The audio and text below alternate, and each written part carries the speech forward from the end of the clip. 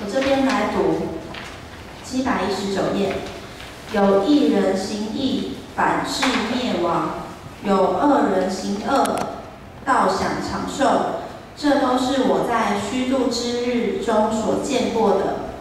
不要行义过分，也不要过于自逞智慧，何必自取败亡呢？不要行恶过分，也不要为人愚昧，何必不到期而死呢？你持守这个为美，那个也不要松手，因为敬畏神的人必从这两样出来。智慧使有智慧的人，比城中10个官长更有能力。时常行善而不犯罪的义人，世上实在没有。人所说的一切话，你不要放在心上，恐怕听见你的仆人咒诅你，因为你心里知道，自己也曾屡次咒诅别人。我们请施美牧师讲道，讲道的题目是公义与智慧。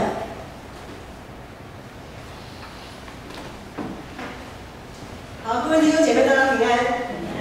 我想今天可不可以请那个友婷放在经文的那个页面？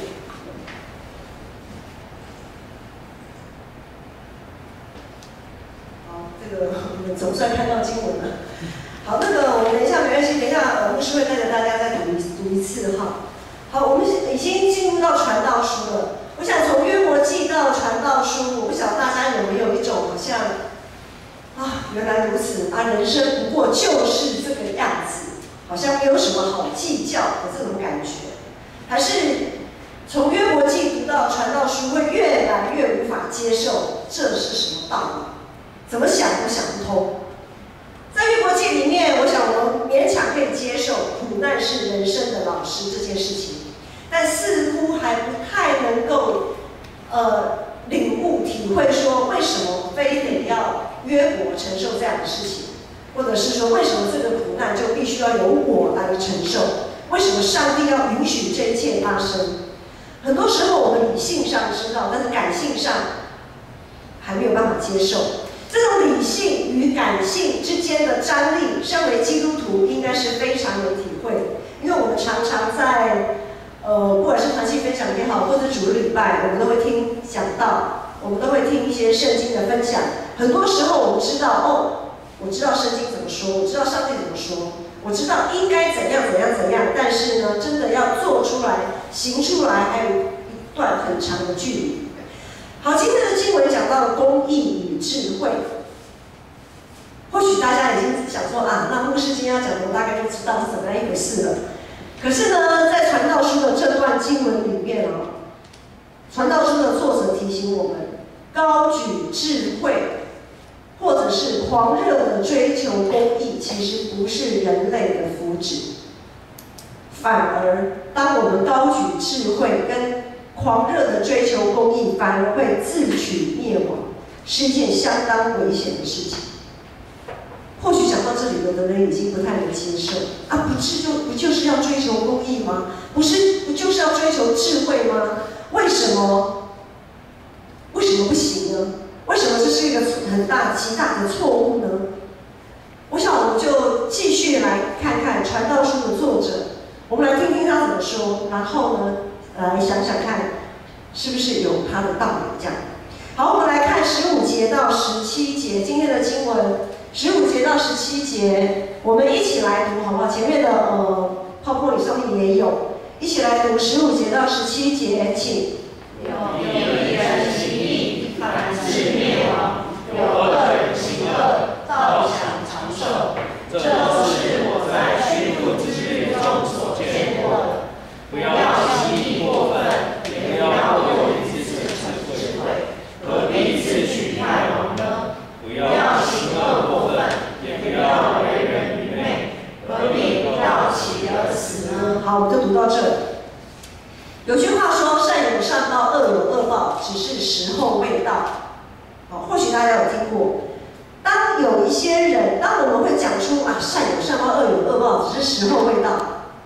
当我们讲出这句话的时候，其实，在背地里有一个前提，就是可能他的善恶有报这件事情还没有得到实现，所以呢，他会讲这句话，也就是善恶有报这件事情，其实是我们人的一个期待，好像是一个终极的期待。问题是善有善报，即使是善有善报，真的能安慰鼓励人吗？到底要做到什么程度才叫做善事？到底要做到什么样的程度才可以得到回报？这是个很大的问号。为什么有的人好像做没有多好的善事，他就得到很大的回报，甚至于超乎他想象的回报？有的人做一辈子的善事，好像看起来也不怎么样。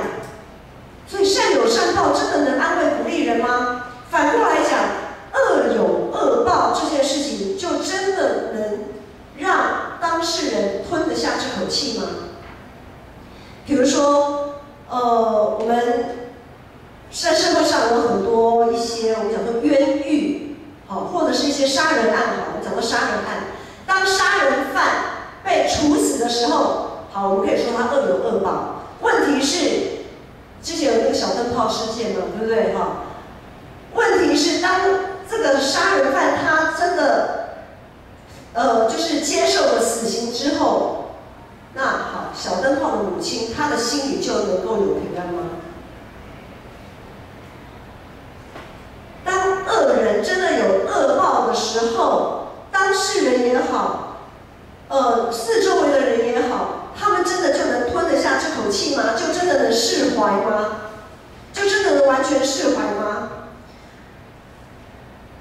最近有许多新冠肺因为新冠肺炎的关系，有时候我们去医院要探病也好，陪病探病，甚至于要去看诊，都有很大的不方便。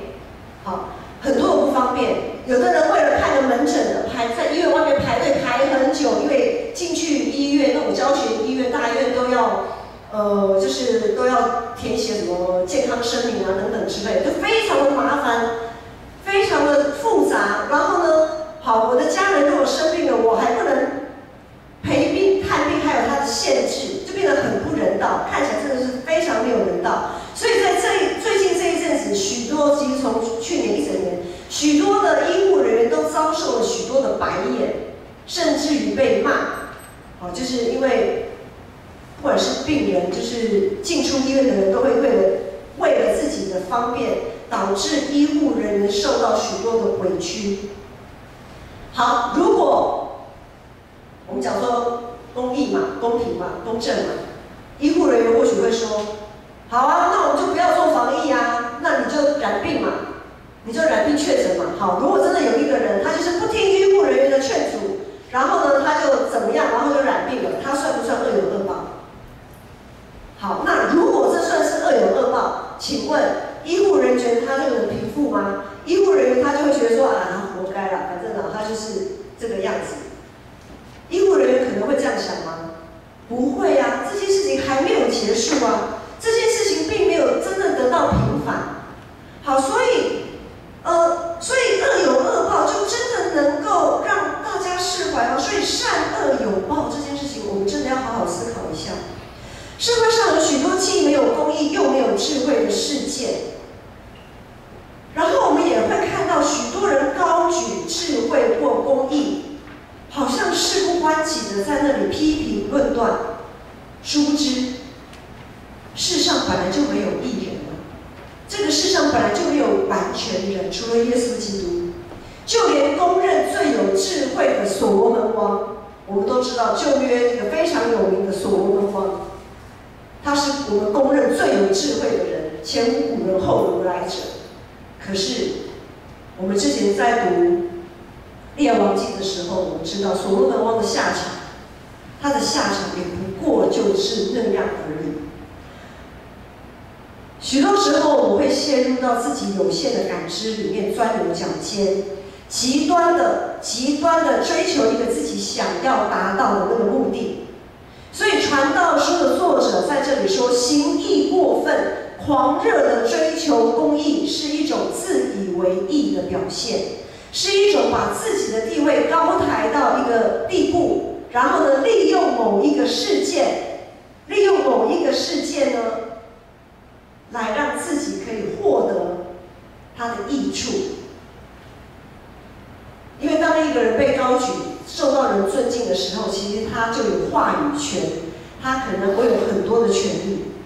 高举智慧也是如此，自逞智慧，忘了人的有限。这个在我们台湾的教育制度里面，其实非常的明显。很有学识的人，他所说的话好像就比较有人愿意听。没有受过教育，就被定义为没有学问的人。没有受过教育的人所说的话，好像就不值得去听。在好学校读书的人，哇，他就感觉到就很受到重视，很受到关注。在后段班学校上课的人，后段班的学生似乎不值得一提。事业有成、顺遂的名人，讲话就是有道理。常常换工作，或者是在工作当中找不到方向的人，就注定是个失败者。适者生存，不适者淘汰，这个观念充斥在我们的社会里。请问，公义在哪里？智慧又在哪里？这样子的社会有公义吗？有公平吗？又有智慧吗？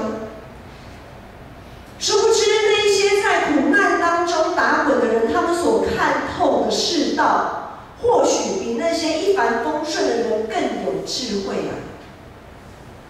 殊不知，那些总是被压抑在困境当中挣扎的人，比一群在台面上风风光光的人更清楚地理解、看透公义离我们到底还有多远。箴言27章说：“人的称赞也试炼人。”我们所得的许多的赞美，容易把我们带向一个极端，好让自己可以得到更多的赞美，可以持续享受在那样子的赞美、那样子的掌声里面。好还要更好，在追求好的这个时候，似乎也落入一个极端里，无法回头的极端里。比如说，我们常讲第一名情节，第一名的学生应该是蛮不错的嘛。可是当他拿到第一名，变成第二名、第三名的时候，他的心就开始有点不太一样了。还有所谓的老大情节，许许多多的情节都是为了期待而硬撑在那里。有句古老的箴言说：“做人不要太甜，免得被吞下肚。”意思是不要行义过分，那会让我们看不见自己的罪行。也不要高举智慧，那会让我们认不清自己的盲点。在自己善行跟成就当中，我们很容易落入自以为意的悲剧，然后被自己的欲望吞吃掉。在团体生活当中，我们常常是不是会坚持自己的看法是对的，极端到所有的例外都不能接受？牧师举个例子，在我们信仰群体当中我们不管做什么事情，或者是我们在教会的一些事工，我们都一定是以圣经、以我们的信仰为基础圣经是我们的基础，我们常引用的标准就是圣经上帝的话。但是同一本圣经也会因着不同时代、不同的人的解释，有完全不同的面貌。好，这问题就来了。当我们有的时候，我们常常会为了圣经该怎么解释，争辩的面红耳赤，只认为我的解释才是对的，才是唯一的，你的解释是错误的。我们常常会做这样子的争辩，却忘记了我们每一个人的诠释都不是唯一的，只有上帝才是唯一的。有两个原则，在我们诠释圣经的时候有两个原则。第一个原则是我们刚才要做信仰告白，我们的使徒信经。一个原则就是只要不偏离我们的诠释，只要不偏离使徒信经的标准，因为这个使徒信经是经过历世历代的神学家所鉴定出来的。在初期，在教会成立的初期，从第一世纪到大概第4、第5世纪。第4世纪这个时候，大概将近400年的左右，有许多的异端出现在教会里。于是呢，那个时候的神学家开始在演绎许多的教父，在演绎怎么样的个神学，怎么样的一个最核心的教义，可以抵挡那些异端，可以让那些异端就是被清楚的那个界限可以清楚的画出来。哦，你不符合使徒信经的，就叫做异端。好，这是一个标准。第二个标准就是，时间在往前走，不只是到第4世纪，一直到现在21世纪，这么长的时间里面，有许多的神学家所演绎出来的正统神学的范畴。只要我们的解释，对圣经的解释，对圣经的诠释，不脱离使徒信经的标准，不脱离这些正统神学的范畴，每一个个体所做的对圣经的诠释，都应该在他的处境当中被尊重。我们继续来看18到20节我们的经文。18节到20节说：“你持守这个为美，那个也不要松手，因为敬畏上帝的人必从这2样出来。”19节说：“智慧使有智慧的人，比城中10个官长更有能力。时常行善而不犯罪的义人，世上实在没有。”在许多看似公义与智慧的论点当中，其实上帝已经把那个天平放在我们的心里。因为往往我们会因为自己的有限，我们会过度的、极端的追求一个公义，极端的追求智慧，以至于变成有点会我们讲说那个天平歪掉了，偏重一边，好，偏重一边。但是上帝其实已经将那个天平放在我们心里，让我们不会走向任何一个极端。像跷跷板，对不对？跷跷板要2边都大概平均，那个力道才会好玩嘛。如果一边太重，一个重量级的跟羽量级的在玩跷跷板，其实就不太好玩，好，就不太好玩。好，那个天平是什么呢？那个天平就是永恒。那个天平就是永恒。约翰福音里面说，凡相信耶稣基督的人，就有永恒在他们的心里，就有永生在他们的心里。特别在告别礼拜当中面对死亡这件事情，常常会带给我们人生有很多的感触，因为真的是很多事情生不带来，死不带去。那真的又有什么好计较的？这是传道书，整卷传道书都是这样子的一个语调。在传道书的7章第1节、第2节那里也说，人死的日子胜过人活着的日子，死是众人的结局，活人也必须将这些事都放在心上。死亡是每一个人的终点。当我们学习用永恒来看现在的时候，就不会让自己行义过头，走向一个极端，也不会自智慧，好让自己走向另外一个极端，自取败亡。我们会很清楚的体会，福也好，祸也罢，都在上帝的掌权当中都在上帝的掌权当中。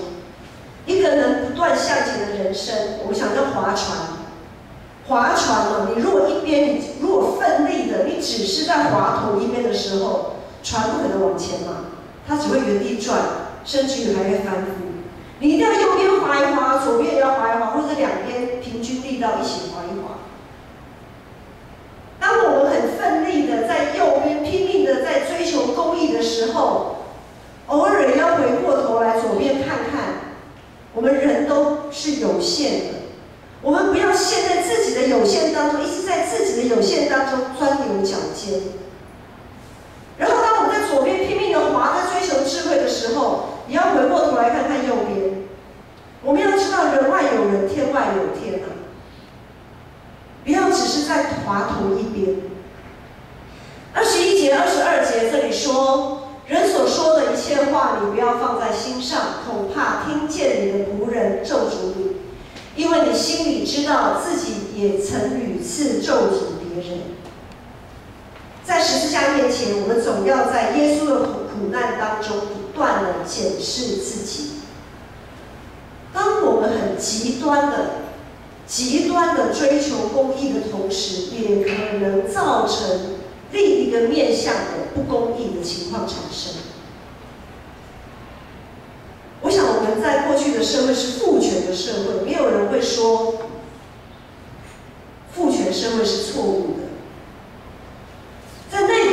代，在那样的时代，老爸说的话就是算，小朋友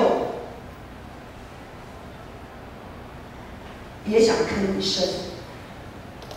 在那个时候的社会氛围就是这样子，就是这样子，这个就是真理，这个就是公义，因为父代表了正义的象征，那个正义的形象。可是到了我们现在这个时代，我们会发现，在那个时候讲求父权的同时，女权就被打压了。所以在解放神学一路从父权权威的社会，要解放什么？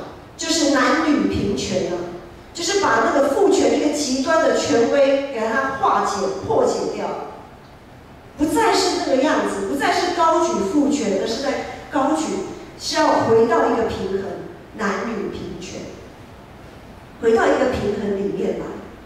所以当过去在追求、在倡导父权社会的时候呢，女权就成为那个不公义的牺牲者。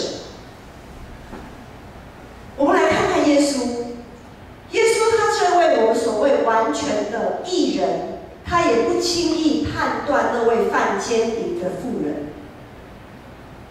照理讲，那个犯奸淫的妇人，在他们那个时代就是要被石头打死的。这就是一个公义的展现，要展现公义，就是要处死那个人，恶有恶报。可是耶稣怎么做？耶稣不轻易耶，他不轻易去论断、判断那个犯奸淫的妇人。他说：“你们谁没有罪，你们就可以拿石头打死他。”上帝的公义，上帝的义是这么深不可测，有限的人绝对没办法去想象、去体会的。福音书马太福音还有另外一个例子，我们很熟悉，就是有一个葡萄园的园主，他请许多工人进去他的葡萄园做工，有早上8、9点进去的，跟下午4、5点进去的，他们的工钱怎么样？都是一样的，公平吗？一点都不公平啊！怎么会公平呢？如果这样是公平的话，要早上8、9点进去的举手。没有人嘛？我想我们都不会，我们就4、5点再进去就好了嘛，拿一样的钱，我干嘛这么辛苦做一整天？我跟最后1个小时的人做拿一样的钱，对不对？根本就不公平。但是呢，上帝却允许这样的事情发生，他就是这么做了。上帝的义是我们有限的个体没办法去想象、没办法去测度的。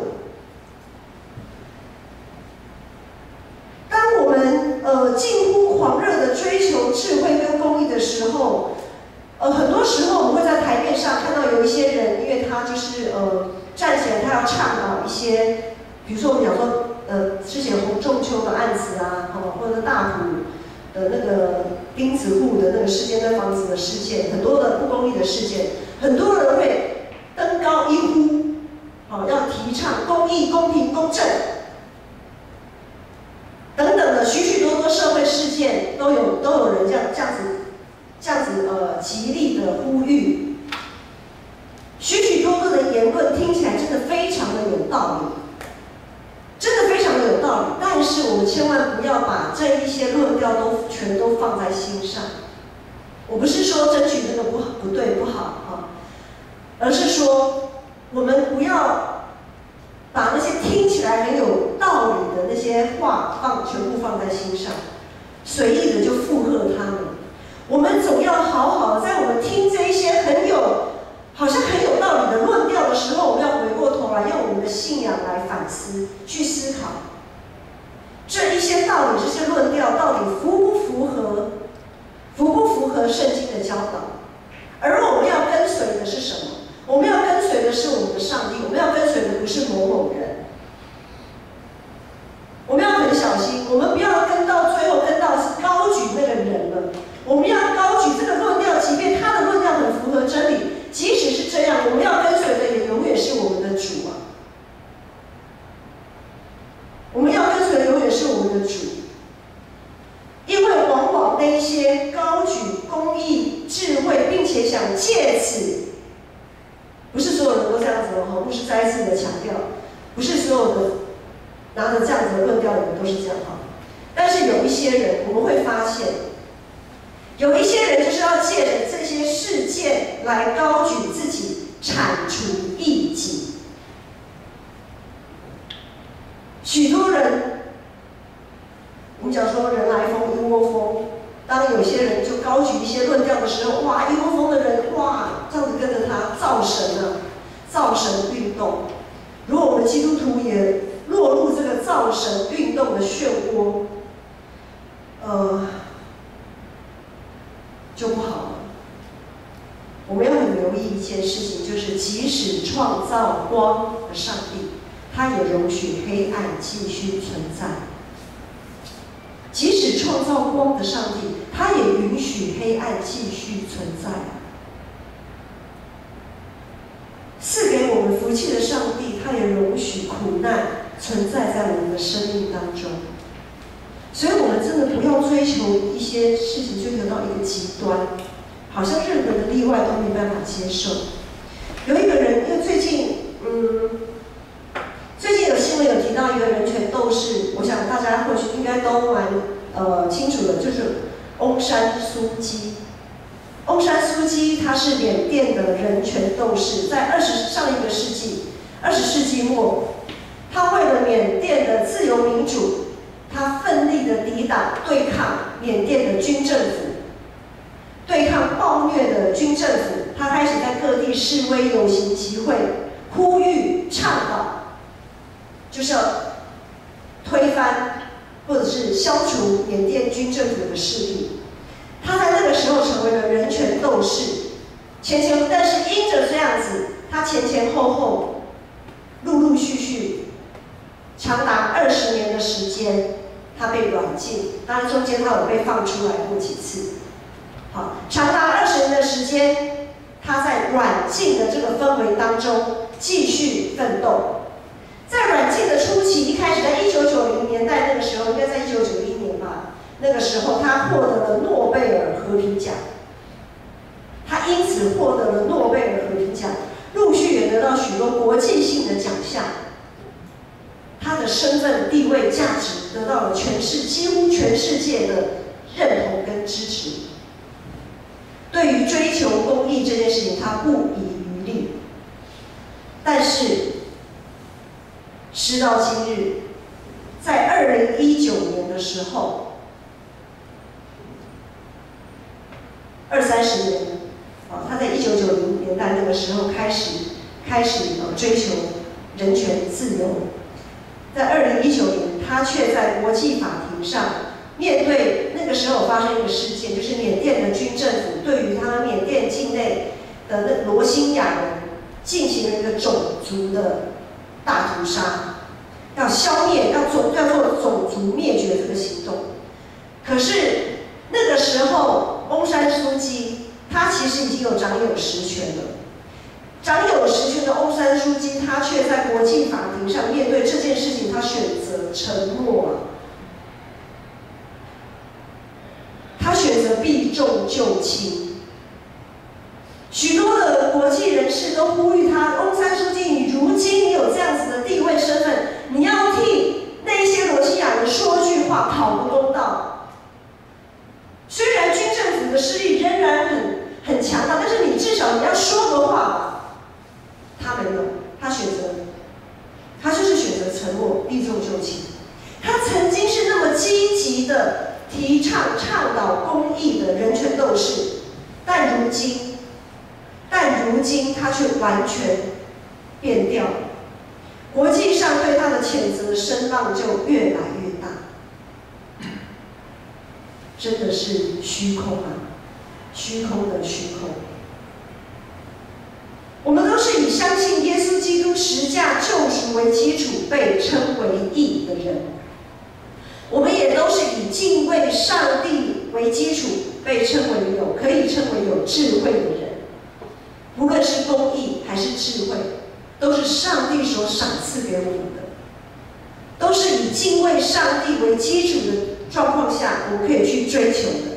在雅各书第1章第5节说：“你们中间若有缺少智慧的，应当求那厚赐与众也不斥责人的神，主就必赐给他。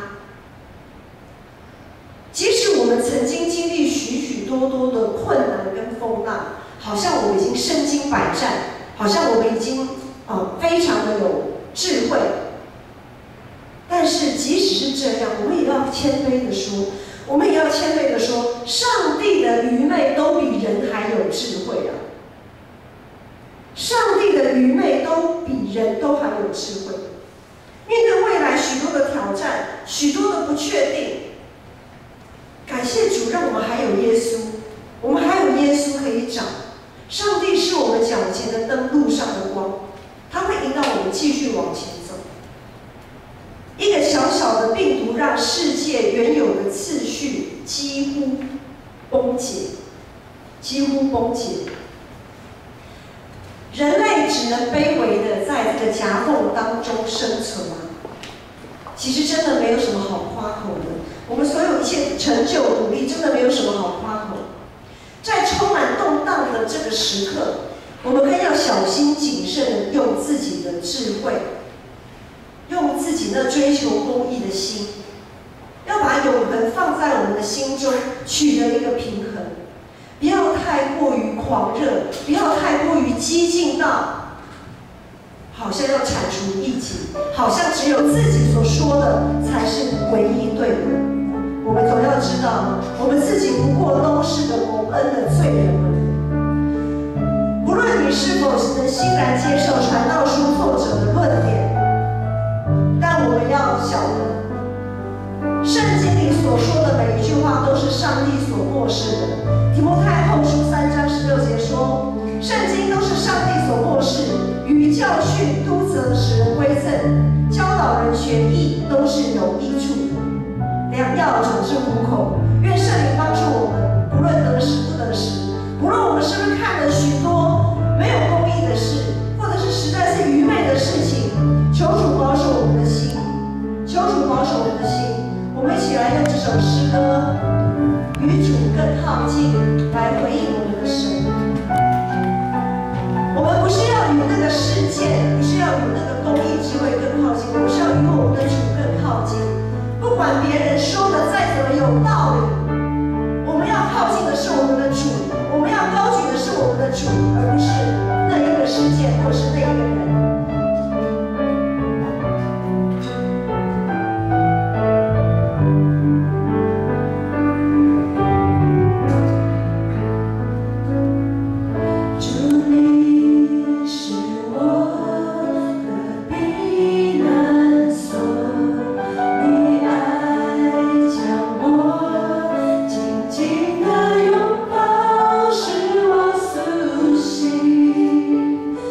你爱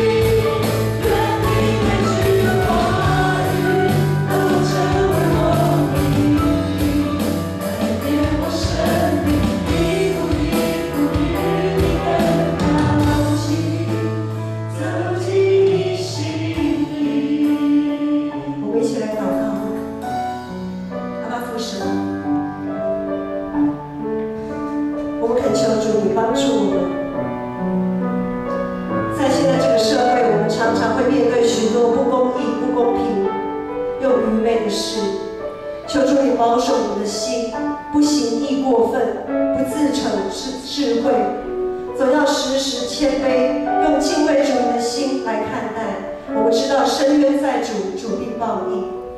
主这个报应，也不是我们人心所想的那个报应，而是主在你那莫大的公义、智慧与爱里面，所带给人们的一个回应。主啊，主，求主也保守我们。当我们落入了一些委屈、忧伤、难解的这样子的人生课题的时候，主，我们也仍然相信深渊在主，主必报应。也让我们不自逞智慧，不行义过分，好像我们没有得到什么就没有办法平安。主啊，主，我们知道你爱我们，你看重我们，你看我们每一个人都为至宝，你必将我们从淤泥里捧起，在你的手掌心上得安慰，得安稳，得平静。愿我主耶稣基督的恩惠、天父上帝的慈爱、圣灵的扶持、感动与帮助与你们众人同在，从今时直到永远。阿们。